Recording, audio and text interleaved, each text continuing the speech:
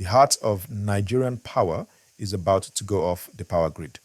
And the reason why tells you everything you need to know about the state of electricity in Africa's largest economy. Nigeria's seat of power, Aso Rock Presidential Villa, will officially disconnect from the national electricity grid in March. The permanent secretary of the State House announced this decision, not as a protest, not as a political statement, but as a simple matter of necessity. The symbolism is impossible to ignore. If the presidential villa can't rely on Nigeria's national grid, what does that say about the 220 million citizens expected to depend on it? According to the permanent secretary, Aso Rock will transition to independent power generation, effectively cutting ties with the Transmission Company of Nigeria and the entire national grid system. But the move comes after years of unreliable power supply, frequent blackouts, and the simple reality that even Nigeria's most important government complex cannot function on the inconsistent electricity the national grid provides. Let that sink in. The office of the President of Nigeria, the epicenter of national governance, has officially given up on the country's own power infrastructure. This isn't new, of course. Aso Rock, like most government buildings, businesses, and even middle-class homes across Nigeria, has long relied on backup generators. But this March decision makes it official and permanent. The presidential villa will operate entirely on its own independent power system, joining millions of Nigerians who have already abandoned hope in the national grid. That's why this matters. Nigeria's power crisis is one of the country's most persistent and devastating failures. Despite being Africa's largest oil producer and having abundant natural gas reserves, Nigeria generates barely enough electricity to power a city the size of Edinburgh, Scotland, for a population of over 220 million people. The national grid collapses regularly, sometimes multiple times in a single week. Businesses lose billions of naira annually to the cost of running diesel and petrol generators.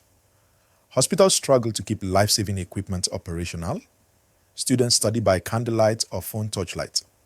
Small businesses close because they can't afford the fuel to keep generators running.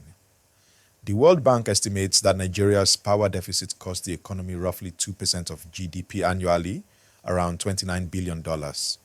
That's not just money. Actually, that's jobs, that's healthcare, that's education, that's quality of life. And now, even the government has officially acknowledged what every Nigerian already knows. The national grid doesn't work. Nigeria's power problems are structural, decades in the making, and rooted in corruption, mismanagement, and failed privatization. In 2013, the government privatized the power sector, selling off generation and distribution companies to private investors with promises that competition and private capital would fix the system. It didn't.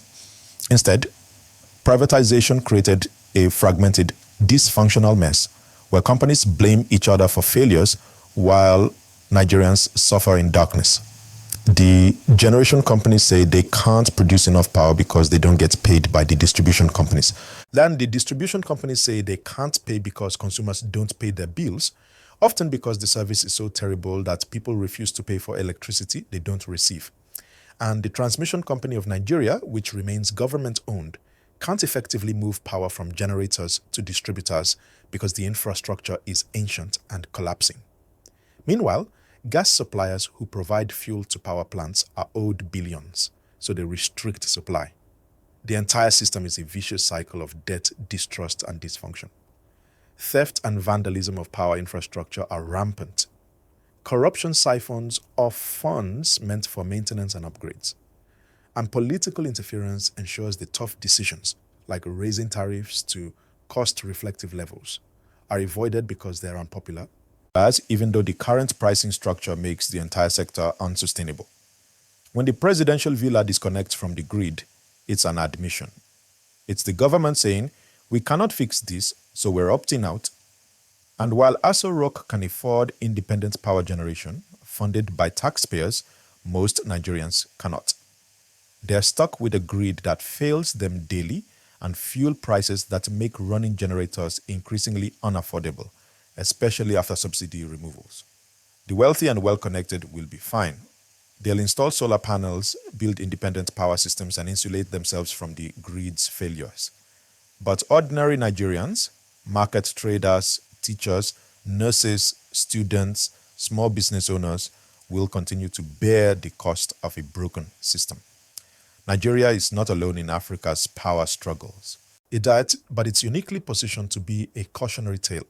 A country with enormous energy resources that cannot keep the lights on for its own people.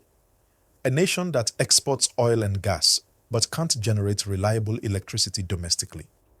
This is what happens when infrastructure is neglected, when corruption is tolerated, when short-term political calculations override long-term planning, and when the social contract between government and citizens breaks down so completely that even the seat of government abandons the national system.